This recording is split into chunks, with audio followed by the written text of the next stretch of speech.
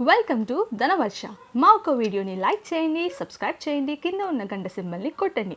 మిగతా కొత్త వీడియోస్ని ముందుగా మీ నోటిఫికేషన్ ద్వారా చూడండి. ఇది ముందుగా మన కంపెనీలో ఐడీస్ పొందిన ప్రతి వ్యక్తి చేయవలసిన ప్రథమ కర్తవ్యం.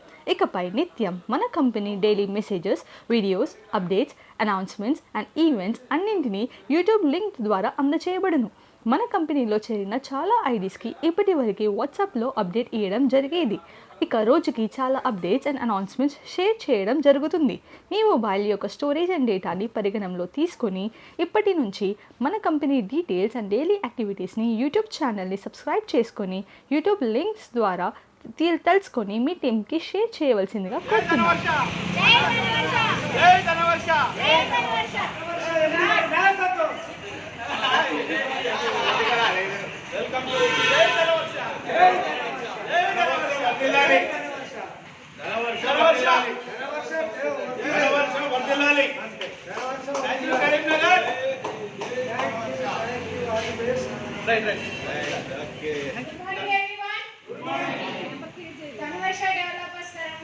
చాలా thanks. Wish you all the best. నేను ఇప్పుడు అనౌన్స్మెంట్ కనుక తులసి ప్రకాశ్ ఇస్తున్నాను. మిగతాది ఆయన క్యారీ ఫార్వర్డ్ చేశారు. Thank you. మరి ఈరోజు ధనవర్ష డెవలపర్స్ ఒక వినూత్న కాన్సెప్ట్ తోటి రావటం జరిగింది. మరి బిల్ల పాండర్నాథ్ గారు ఎండి వచ్చినందుకు మరొకసారి అందరూ చప్పట్లతో మొదటగా మేము కలిసినప్పుడు నేను ఇదివరకు చాలా నెట్వర్క్లు కానీ ఇవన్నీ చూసినాను. సో ఇప్పుడు ఇది ఒక వినూత్నమైనటువంటి కాన్సెప్ట్ తోటి మరి బిల్ల పాండర్నాథ్ గారు తయారు చేసినారు. ఇందులో ఇదివరకు మనం ఇంత డబ్బులు పెడితే డబ్బులు వస్తుంటాయి అనేది అటువంటి సిస్టమ్ ఏమి లేదు. అందరికీ కూడా ప్లాట్స్ ఇవ్వాలనేటువంటి ఉద్దేశంతో ఒక కొత్త కాన్సెప్ట్ తయారు చేసినారు. ఇందులో ఎవరిని కూడా చీట్ చేసేటువంటి సిస్టమ్ లేదు. మరి మనం ఇదివరకు ఎన్నో చేసినాం, డబ్బులు కడితే డైలీ రావటం, ఇటువంటి సిస్టమ్ ఏం లేదు. కేవలం ప్లాట్స్ ఇవ్వటం, తర్వాత క్యాడర్లకు మన కింద డౌన్ లైన్ లో ఎవరు పని చేసినా మనకు డబ్బులు వచ్చే విధంగా డిజైన్ చేయడం జరిగింది. సో దాని గురించి పూర్తి డీటెయిల్ గా మీకు ఎంపీ గారు చెప్తారు. తర్వాత మన దగ్గరనే ప్లాట్స్ కూడా ఇవ్వడానికి కూడా రెడీ ఉన్నారు. ఇందులో నేను ఫస్ట్ నా దగ్గర ఒక 2 ఎకరాలు ఉంది నా ల్యాండ్ గంగాధర్ దగ్గర. దానికి ఇచ్చేది కూడా నేను తయారవుతా ఉన్నాను. ఇంకా ఇక్కడనే ముస్లాపూర్ దగ్గర కూడా ఉన్నాయి. ఆ ప్లాట్లు కూడా మన దగ్గర ఉన్నటువంటి ప్లాట్స్ కూడా మనకు ఇచ్చేందుకు కూడా, అంటే మన ప్రాంతంలో ఇచ్చేందుకు కూడా రెడీ ఉంది. మేము మనం చూసిన యాదగిరి గుట్టలో వెరీ నియర్ 1 కిలోమీటర్లోనే ఉంది. పాతగుంట నుంచి మనకి వైటీడీఏ పక్కకే ఒక 1000 yards ఉంది, అది కూడా ఇవ్వటం. తర్వాత 4 లైన్ రోడ్ పక్కకే ఉన్నారు. తర్వాత టూర్స్ కూడా మంచిగా డిజైన్ చేసిన. ఇప్పుడు నెక్స్ట్ మంత్ గోవాకు వెళ్ళడం జరుగుతుంది. చాలా మంది కూడా ఎలిజిబుల్ అయినటువంటి మేడమ్స్ కానీ నేను కూడా అంత ఎలిజిబుల్ అయినాం. అది కూడా చాలా తక్కువ దానికే చేసినారు. జస్ట్ ఓన్లీ 780 ఎవరు ఉంటారో వాళ్ళకు ఇమీడియట్ గా గోవాకు ఎలిజిబుల్ చేసినారు బై ఫ్లైట్. మరి అక్కడ కూడా బిల్లాస్ ఒకటే ఇది. మరి నేను ఈ సందర్భంగా మరి ఎండి గారిని వేదిక పెట్టాము. మరి ప్లాన్ చెప్పిన తర్వాత ఎవరైతే ఎలిజిబుల్ అయినారో వాళ్ళందరూ కూడా ఈ తర్వాత సీనియర్ లీడర్ వెంకన్న ఉన్నారు. మరి హైదరాబాద్ నుంచి వచ్చిన వెంకన్న కూడా విషయాలు చెప్పాల్సింది.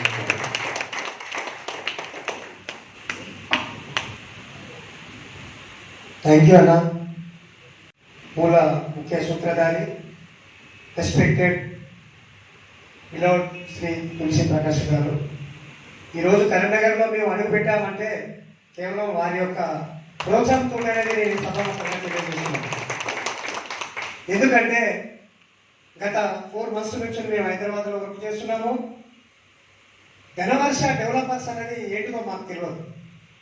ధనవర్ష డెవలపర్స్ అనేది సంస్థను మాకు ఇలా అన్నదాతగా నిలిచిన రెస్పెక్టెడ్ బిల్ల పాండర్నాథ్ గారికి ఒకసారి క్లాస్ ఇవ్వడం. ఎందుకంటే ప్రీవియస్ జస్ట్ 2-3 months బిఫోర్ మేము అజ్ఞాతంలో ఉన్న పరిస్థితిలో బ్రదర్స్ నేనున్నాను రాండి అంటే మేము వచ్చి జనవరిలో వారి ఆధ్వర్యంలో జాయిన్ అయ్యి ఈరోజు 250 మందిని రిక్రూట్మెంట్ చేశాను. దాంట్లో ఇక్కడ కూర్చున్న రెస్పెక్టెడ్ శ్రీమతి తులసి నాయుడు గారు, అనసూయ నాయుడు గారు, అదేవిధంగా రెస్పెక్టెడ్ శ్రీమతి నవనీత గారు, తర్వాత శైలజ గారు, రామారావు గారు, ఇంకా కొంతమంది మిత్రులు గిరీష్ గారు, సుధాకర్ సారు, భూపతి గారు, LIC MDRT chairman club member, వీళ్ళంతా నాకు కోఆపరేట్ చేశారు. నేను ఎందుకు ఈ సందర్భంగా చెప్తున్నానంటే, మీరు ఇవాళ వచ్చిన 10 మంది రేపు ఈ హాల్ సరిపోదు సార్, నెక్స్ట్ మంత్ కూడా మీటింగ్ పెడుతున్నాం ఇక్కడ. నేను కరీంనగర్లో అడుగు పెట్టాను, మా ఫ్రెండ్స్కి ఇప్పుడు ఇన్ఫర్మేషన్ ఇస్తే అన్న నిన్న చెప్పొద్దా మొన్న చెప్పొద్దా అని, కానీ నాది కాదు మీటింగు. మా అన్న రెస్పెక్టెడ్ తులసి ప్రకాష్ గారు కొన్ని వందల మందికి అధిపతి అయిన, కొన్ని వందల మందికి లీడర్ అయిన, 100 కోట్ల బిజినెస్ చేసిన వ్యక్తి, తను కూడా మా దగ్గరే బాధపడుతూ కరీంనగర్లో ఎంతో ఇది ఉంటే తమ్ముడా నేనున్నా నా అన్నాడు. ఫోన్ చేయగా వెంటనే ఒక 15-20 మంది ఒక 3-4 కార్స్ తీసుకొని ఇక్కడికి రావడం జరిగింది. అన్న నీకు హ్యాట్సాప్, నువ్వు కరీంనగర్కు పిలిచినందుకు ఈరోజు చాలా హ్యాపీగా ఉంది. ఎందుకంటే నేను సిన్స్ 95 నుంచి మార్కెట్లో ఉన్నాను, నాకు కూడా లాట్ ఆఫ్ శక్తి ఉంది. హైదరాబాద్ లో కొంతమంది సీనియర్ మిత్రులు గజ్జల శ్యామ్ గారు, రవీందర్ చెల్లిమల వీళ్ళందరూ కూడా పాత మిత్రులు వస్తున్నారు. కానీ నేను ప్రోటోకాల్ ఫాలో అవుతాను. ఇక్కడ 100 మంది టీం వచ్చినా ఓన్లీ అండర్ తులసి ప్రకాష్ గారి నాయకత్వంలో పనిచేస్తానని నేను ఈ సభాముఖంగా తెలియజేస్తున్నాను. సో నేను అన్యదా భావించకూడదు మిత్రులారా, చాలా ఆవేశం ఉంది. 2-3 కంపెనీలో కోట్ల రూపాయలు పోగొట్టుకొని ఈరోజు మీ ముంగట నిలబడ్డాను. కానీ అన్న అన్నాడు పండరనాథ్ గారు, తమ్ముడా నమ్మండి, నమ్మితే సొమ్ము ఉంది, నా దగ్గరికి రా, చింత ఎందుకు దండగా ధనవర్ష డెవలపర్స్ ఉండగా చెప్పడం జరిగింది. ఆ సందర్భంలో నేను బ్రదర్ని నమ్మి జనవరి 8కు నేను చేయలేను. నా ఎమ్మటి నేను ఒకటే, తప్పు కాదు ముఖ్యం, man power makes anything today onwards market position. ఈ రోజు ఇండియాలో తీసుకోండి, స్టేట్లో తీసుకోండి, జిల్లాలో తీసుకోండి, ఎక్కడైనా తీసుకోండి, ఫస్ట్ ఇల్లు గెలవండి, దాని తర్వాత గల్లీ గెలవండి, దాని తర్వాత ఢిల్లీ అన్నది ఏదైతుందో మనం నమ్ముకున్న మన ప్రాస్పెక్టింగ్ లిస్ట్ లో ఉన్న ఫ్రెండ్స్, రిలేషన్, నైబర్స్ లో ఒక 100 మందిని కనుక మనం ప్రాస్పెక్టింగ్ లో ఉంచుకుంటే, న్యాయానికి ధర్మానికి కనుక మనం నిలబడితే వాళ్ళు మనం ఎక్కడ పోయినా కూడా మన ఎప్పటి వస్తారనేది నేను నమ్మకంగా చెప్తున్నాను. అదేవిధంగా నేను అడుగుపెట్టిన వ్యక్తి నా ఎప్పటి ఒక 10 మంది లీడర్లు వచ్చి ఇవాళ 250 మంది నేను ధనవర్ష డెవలపర్స్ లో రిక్రూట్మెంట్ చేసి 20 మందిని గోవాకు కూడా అచీవ్ చేశాను. ఇప్పుడు ఒక 4 బ్యాంకాక్ కూడా సెలెక్షన్ అయ్యారు. నాకు చాలా హ్యాపీగా ఉంది. అంటే 100 మందిలో మీటింగ్ లో మాట్లాడిన వ్యక్తులం ఆగస్టులో ఒక దరిద్రమైన కంపెనీ మమ్మల్ని తీసుకుపోయి నట్టేళ్ళ ముంచేసి ఇవాళ కోట్ల రూపాయలు తండుకొని వాళ్ళు ఫోన్లు కూడా లేపట్టలేదు. కానీ ఇక్కడ అట్లా కాదు, నేను సబ్జెక్టుల కోట్లే, ఎందుకంటే మేధావి, అపర మేధావి, భీష్మాపిత పండరినాథ్ గారు మొత్తం మీకు ఇక్కడ అరటిపండు వచ్చినట్టు చెప్తారు. సబ్జెక్ట్ వినండి, నమ్మండి, నమ్మితే సొమ్ము లేకుంటే దుమ్ము. మిత్రులారా, ఈ రోజు మీరు వచ్చిన 10 మంది రేపు 100 మంది అవుతారు, ఆ 100 మంది రేపు 1000 మంది అవుతారని నేను ఈ సభాముఖంగా మీకు తెలియజేస్తూ, రెస్పెక్టెడ్ శ్రీ బిల్లా పండరినాథ్ గారు city vice president BC community artist under లో పనిచేస్తున్నారు.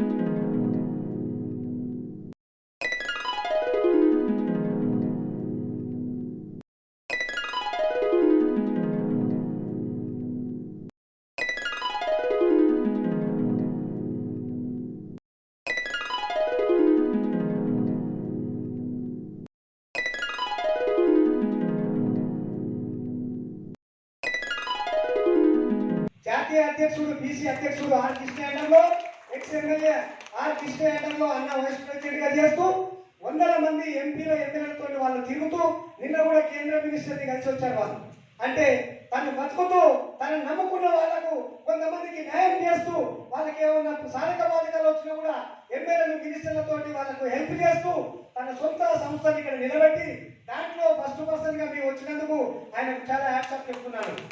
మిత్రులారా, నా టార్గెట్ 2022 డిసెంబర్ 31 వరకు 100 CR పెట్టుకున్నాను. నన్ను నమ్ముకున్న 50 మందికి 50 లక్షలు నేను ఇప్పిస్తానని సభాముఖంగా తెలియజేస్తూ, మీరు ఒక్క రూపాయి జేబు నుంచి పెట్టుబడి పెట్టకండి. అన్న చెప్పిన క్యాల్కులేషన్ ప్రకారం వినండి, మీకు నష్టమే చేయండి, లేకుంటే మీకు ఎలాంటి ఇబ్బంది మీరు చేసేది లేదు. రియల్ ఎస్టేట్ ఓపెన్ ఉంది, HMDA, DTCP, farm lands network కూడా ఓపెన్ ఉన్నాయి. మంచి వ్యక్తులను చూస్ చేసుకున్నాము, మనం నమ్ముకున్న వాళ్ళకు న్యాయం చేద్దాము, అందరినీ బాగు చేస్తూ నెక్స్ట్ ఇక్కడికి 100 కార్లతోటి కరీంనగర్ లో మళ్ళీ మీటింగ్ పెడదామని ఈ సభాముఖంగా తెలియజేస్తూ, తులసి ప్రకాశ్ అన్న నీ వెనకాల మేము ఉన్నాము, మమ్మల్ని కాపాడుతూ నువ్వు ఇక్కడ ఒక్క నిలబడు, కరీంనగర్ మొత్తం నేను దున్నేస్తా. పండరినాథ్ గారిని మన ఎంపీ గారిని స్టేజ్ మీదకి పిలిచేస్తున్నాను, ఎందుకంటే ఆయన ఇచ్చే స్పీచ్ అమోఘంగా ఉంటుంది. వీళ్ళు ఎడ్యుకేటెడ్, చాలా నాలెడ్జ్, టాప్ టు బాటం కష్టపడి వచ్చాడు. కాబట్టి వారి యొక్క ఆధ్వర్యంలో కరీంనగర్ ని సస్యశ్యామల చేద్దామని తెలియజేస్తూ ఈ అవకాశం ఇచ్చిన తులసి ప్రకాశ్ అన్న గారికి, నన్ను నమ్ముకొని వచ్చిన నా టీం మిత్రులందరికీ హ్యాట్స్ ఆఫ్ చెప్తూ ముగిస్తున్నాను. ఇక్కడికి 11 అట్లా వచ్చినాం. సో చాలా థ్యాంక్స్. వచ్చిన మిత్రులు అన్న చెప్పినట్టుగా ఇవాళ 10 మంది, రేపు 1000 మంది. ఈ ఫస్ట్ మేము బయట పెట్టడం ఫస్ట్ మీటింగ్ ఇదే. ఎందుకంటే కంపెనీ పెట్టి సరిగ్గా 1 ఇయర్, ఈ 23వ తారీఖు వస్తే ఇంకా 3 రోజులకు అయితే సరిగ్గా 1 ఇయర్ అవుతుంది. నేనేమన్నా అంటే నా ప్లాన్ నాకు విజేతలుగా నిలబడుతుంటుంటే పబ్లిక్ చూపెట్టుకుంటూ వస్తుంటా. అట్లనే 23వ తారీఖు లాస్ట్ ఇయర్ మార్చిలో పెడితే ఇమీడియట్లీగా కరోనా రావడం జరిగింది. ఆ కరోనాలో మళ్ళీ జూలై 15వ తారీఖు నుంచి జస్ట్ 2 months 50 మెంబర్స్ గోవా అచీవర్గా అయినాను. వాళ్ళందరినీ కూడా 40 మెంబర్స్ని తీసుకెళ్ళి వచ్చినాము. ఆ తర్వాత ఇప్పుడు ప్యాటర్న్ అంటే మా యొక్క స్టైల్, ఇప్పుడు బిజినెస్ ప్లాన్ చెప్తాను. బిజినెస్ ప్లాన్ అంటే వేరే ఏం లేదన్న ఈ ప్లాను. ఇది ఏంటంటే అందరూ బాగుండాలి, అందులో మనం ఉండాలి. ఇది నా యొక్క సబ్జెక్ట్ అంటూ ఒక కలగన్న. నేను ఎప్పుడు కూడా నా మిత్రులకు చెప్పేది, ఇలా నా మిత్రులు ఇది నేను ఫేస్బుక్లో కానీ పెడితే కూడా వాళ్ళు అంటారు, చూస్తారు ఇప్పుడు. ఎందుకంటే నేనంటే ఒక దినం కంపెనీ పెడతా అని గత 10 ఏళ్ళకెళ్ళి చెప్తున్నా. కానీ అట్లా రియల్ ఎస్టేట్ కంపెనీ పెట్టినా. ఆ రియల్ ఎస్టేట్ కంపెనీ ఎట్లుంటుంది అంటే నెట్వర్క్ అంటే బాగుంటుంది రియల్ ఎస్టేట్ అని రియల్ ఎస్టేట్కి వచ్చినాం. అక్కడ ఎప్పుడు చూడు ఇప్పుడు ఒక కంపెనీ కోసం చెప్పగానే మళ్ళీ పోయేసరికి వాడు ఇంకొక కంపెనీ చెప్తున్నాడు, లేకపోతే మనమే ఇంకో కంపెనీ మనం జాయినింగ్ వచ్చే లోపల ఆ కంపెనీ ఉండలేదు.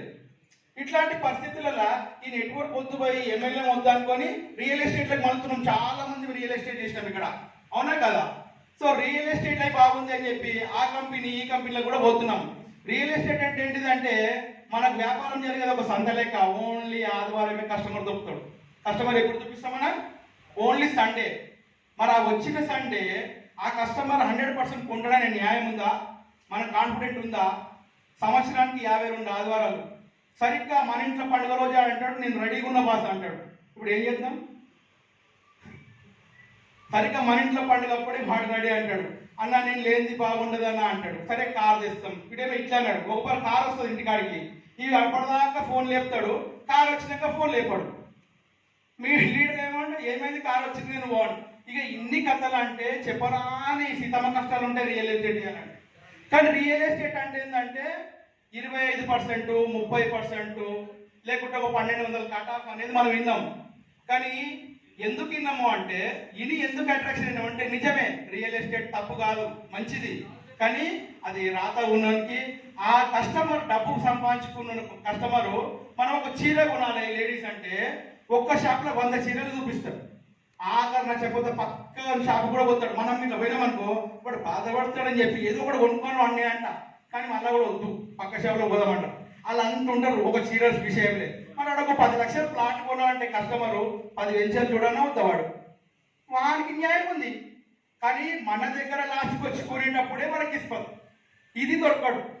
ఒక ప్లాట్ అమ్మాలంటే మినిమం 10, 12, 15 ట్రిపుల్ పెడుతున్నాం, అవునా కదా? రైట్.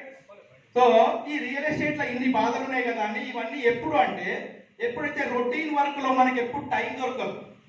మనకు టైం దొరకలేదు. ఒక మంచి టైం ఏమొచ్చింది అంటే కరోనా ఫస్ట్ మనకు వచ్చినప్పుడు ఇక నేను కూర్చున్నా, అంటే నేనేంది అందరూ కూర్చుని ఇంట్లోనే. ఒక ఫస్ట్ వారంలో డబ్బాలు కొట్టినాం, సప్పట్లు కొట్టినాం, గంట కొట్టినాం. 2వ వారం పోయింది, కడుపు కొట్టింది. ఆ తర్వాత 3వ వారంకి వచ్చింది, మన డబ్బాలు కొడుతున్నాయి, బియ్యం అయిపోతున్నాయి, అన్నీ అయిపోతున్నాయి. మన రియల్ ఎస్టేట్ సోదరులు ఒక్కరు కూడా కారు పెడతలేరు. అసలు ఎట్లా ఇంట్లో కాసం అయిపోతుంటే వాడు ఎట్లా ఏం చేయాలా? రియల్ ఎస్టేట్ నేను ఇప్పుడు రియల్ ఎస్టేట్ చేస్తున్నా, నేను వెంచర్స్ చేసిన నేను ఎన్నో కంపెనీలో పని చేసిన, కానీ నాకేం నచ్చలే. చివరాఖరిగా మా ఫ్రెండ్ పెట్టిన దాంట్లో నేను చేద్దామని గెటాన్ వేద్దాం అనుకున్నా. ఇక అంతా వాళ్ళు కూడా ఒక 3 పార్ట్నర్లు కొట్లాడుకొని ఆఖరికి ప్లాట్ రిజిస్టర్ చేయకపోవడము, మన కమిషన్ ఎగ్గొట్టడం. అరే ఇక మీ తోటి వచ్చిన ఈ పంచేదే. ఇక నేను జీవితంలో మళ్ళీ ఒక ఆఫీస్ కడప దొక్క అని పెట్టుకున్నా. నేనే ఆఫీస్ పెడతాను పెట్టిన. ఒక్క 500 రూపాయలు ఒక రూమ్లో పెట్టుకున్న ఆఫీసు ఇవాళ 2013లో పెట్టిన. అంటే ఎన్నేళ్ళు అయింది? ఇవాళ 9-10 ఏళ్ళ. ఇవాళ వరకు నేను ఆఫీస్ తీయలే. నా ముంగట ఎంతో మంది ఆఫీస్ తీసేసింది. అంటే మార్కెటింగ్ చేసుకుంటా, 4 కలిసి పెట్టుకొని, నేను మాత్రం ఆఫీస్ తీయకుండా పెట్టుకొని 2 ఎకరాలు 3 ఎకరాలు 20 ప్లాట్లు ఆ ప్లాట్లు ఫస్ట్ వేసిన. నా జీవితంలో 35 గుంటలు వెంచర్ వేసిన. ఎవరైనా వేస్తారా ఆ వెంచర్? 35 గుంటలకు 35 గుంటలు నేను వెంచర్ వేసిన. అంటే ఎట్లా చెప్పాలని నేను సిగ్గుపడుతున్నాను ఫ్రెండ్స్కి అందరికీ. నేను ఎవరికి చెప్పలే, ఎవరి మీద బలంతో నేను కొనుక్కోలే ఆ ల్యాండ్ని. నేను ఏ కంపెనీ పోయినా 20 ప్లాట్లు అమ్ముతా. అదేదో నేను అమ్ముకుంటే అయిపోతుంది కదా అని అనుకున్నా. ఇక వీటిని ఎందుకు ఉండాలి అని నా తెలివితో వేసుకున్నటువంటి వెంచర్ అది. ఆ 35 గుంటలలో సరిగ్గా 4 మూలల డబ్బా ప్లాట్లు 117 గదాల ప్లాట్లు వచ్చినాయి. 117 గదాల ప్లాట్ ఒక్కటి కొనడేమంట, లైన్ కొన్నాడు ఆయన. ఒక్కటే కొని 8 మంది దోస్తులకి పిచ్చేసిండు ఆయన. ప్లాట్ సైజ్ ఎంత? 30x35 size. అది చూసారు నాకు కొనరా లేదా? అది అదృష్టం నాకు ఆ వెంచర్ దొరకడం. ఇక అక్కడి నుంచి ఇటుపక్క కొన్నా, మళ్ళీ దగ్గర అటుపక్క కొన్నా, అలా పాలు కొనుక్కుంటా ఇంకా నెట్ డెవలప్ అయ్యాను. ఇప్పుడు నేను తెలుసుకున్న పరిజ్ఞానాన్ని ఎవరైనా చెప్పాలి కదా. జ్ఞానం ఏంటిది? పంచితేనే ఇంకా మనకి ఎక్కువ వస్తుంది. నేను పంచాలి అంటే నాకు ఒక అవకాశం కరోనా వల్ల దొరికింది. నేను చేసేది ఏంటంటే రియల్ ఎస్టేట్. ఈ రియల్ ఎస్టేట్లో నేను ఉండానా వద్దా అని నేను ఒక మాట వేసుకున్నా. అరే మనం ఏం చేయాలి అని మొత్తం రోజు లెక్కలేస్తా. అన్ని రకాల దగ్గర ఒక 2000 ప్లాట్లు నిండొచ్చు మనం ఇన్ని ఏళ్ళ నుంచి.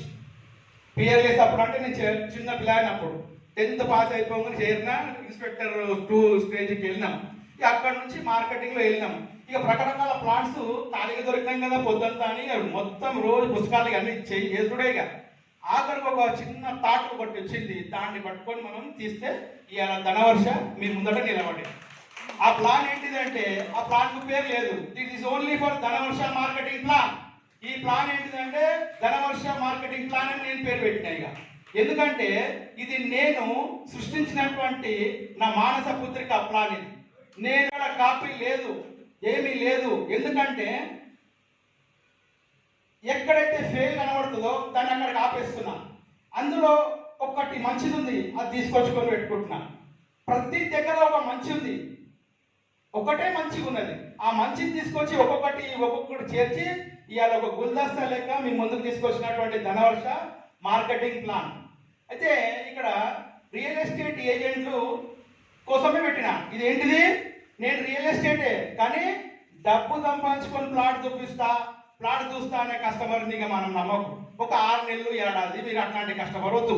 ఎందుకంటే నమ్మి ఇప్పటికీ నానబెడితే పుచ్చికూరలు నేను ఒక శాస్త్రం ఉంది కదా, వద్దు. ఇక ఇప్పుడు ఒకసారి ప్రయత్నం ఏంటంటే ఎందుకోసం ఈ లెక్క. ఇలా మార్కెటింగ్ పీపుల్స్ చాలా మంది ఉన్నారు అన్న. మీరు మార్కెటింగ్ చేసే వాళ్ళు రియల్ ఎస్టేట్ మీ మొబైల్లో ఎంతమంది ఉంటారన్నా? 500 మార్కెటింగ్ చేసే వాళ్ళు. క్లాస్ ఇవి మేము బేక్ క్లాస్. 500 మంది నాకు ఇవాళ కస్టమర్లు ఇప్పిస్తున్నా అన్న. 500 మంది. ఓకే అన్న, మీ దగ్గర ఎంతమంది ఉంటారు రియల్ ఎస్టేట్ ఏజెంట్స్? 100లోనే అన్న. ఇంకా బిగ్ క్లాస్, ఇంకొకటి ఎక్కువ సీనియర్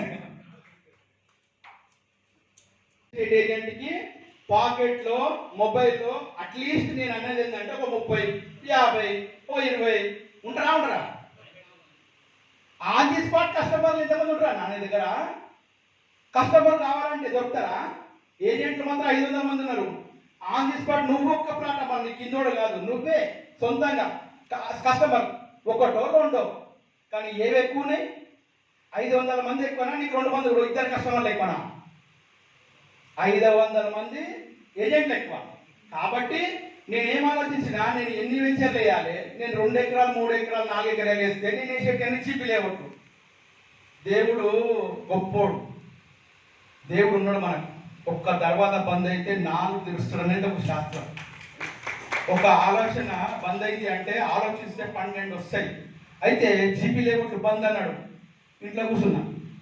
ఇప్పుడు నాలాంటి చిన్న చిన్న సన్నకారు రైతు లేక మనము ఎకరం 2 ఎకరాలు నీ దగ్గర పైసలు ఉంటే నువ్వు నేను కలిపేసుడు ఓరు పార్ట్నర్ వద్దని 3 ఎకర్ 2 ఎకర్ గీతలు గీసి అమ్మినాం. తప్పైతే చేయలే కదా. గవర్నమెంట్ ఏమనుకుందో జీపీ లెవెల్ బంద్ అన్నాడు. సరే బంద్. ఇప్పుడు ఏం చేయాలి మరి? హెచ్ఎండి చేయాలి, డిటిసిపి చేయాలి. అంటే ఏం చేయాలి? ఫుల్గా మొత్తం పైసలు పెట్టి కొనుక్కోవాలి, హెచ్ఎండికి అప్లై చేయాలి. 1956 నుంచి డాక్యుమెంట్ అడుగుతున్నాడు. పుదుపున ఏదైనా ఒక ఇంటికి మందం పట్ట అయింది అనుకో, పెట్టిన ఇన్వెస్ట్మెంట్ మనం అప్పు తెస్తాం. మన దగ్గర చాలా ఉంటే వ్యాపారస్తుడు ఎప్పుడైనా బాగా బయట ఉంటుంది.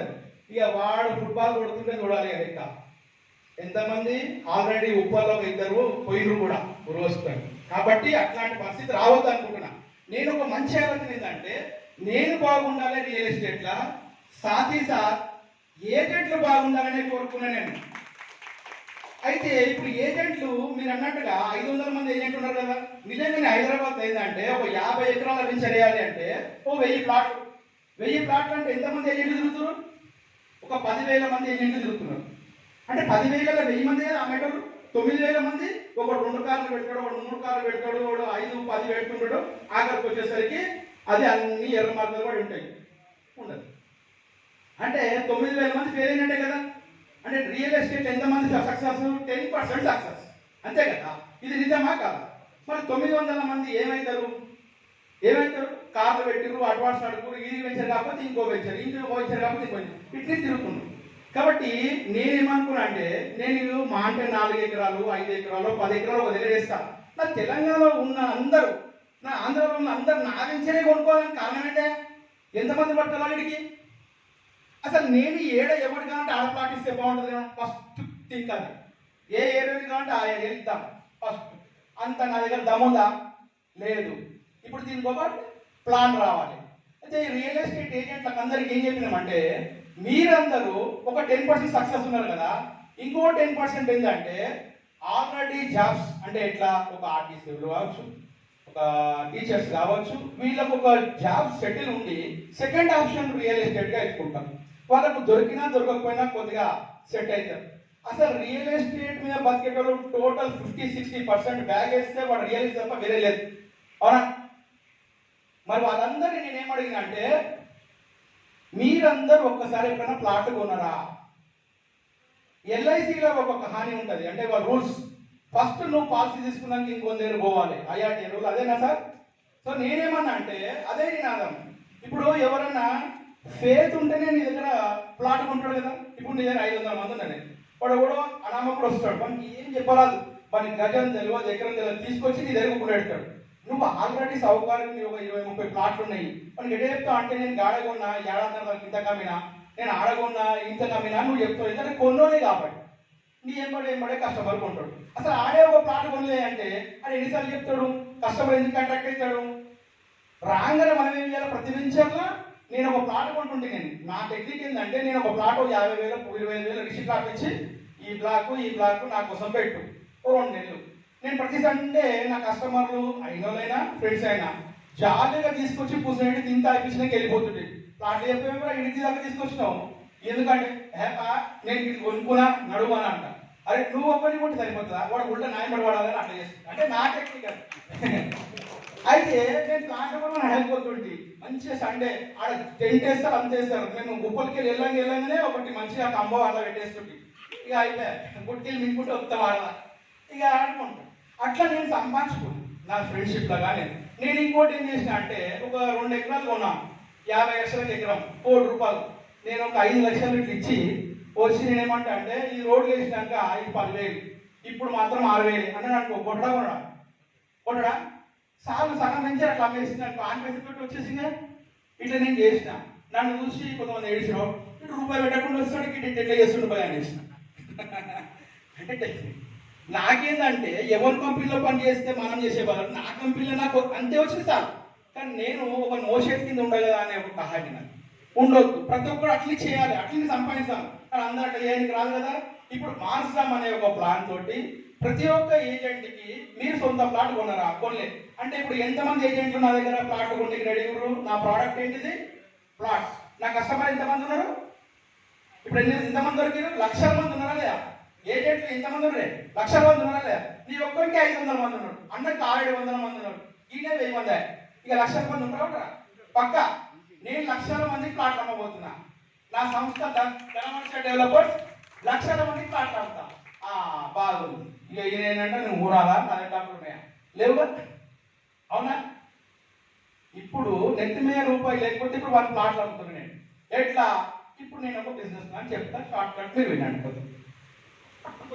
మనము ఎక్కడికైతే వెంచరేస్తామో చాలా సార్లు రియల్ ఎస్టేట్ లా లీగల్ పదం ప్లాట్ టోకెన్ అడ్వాన్స్ కట్టాం కదా.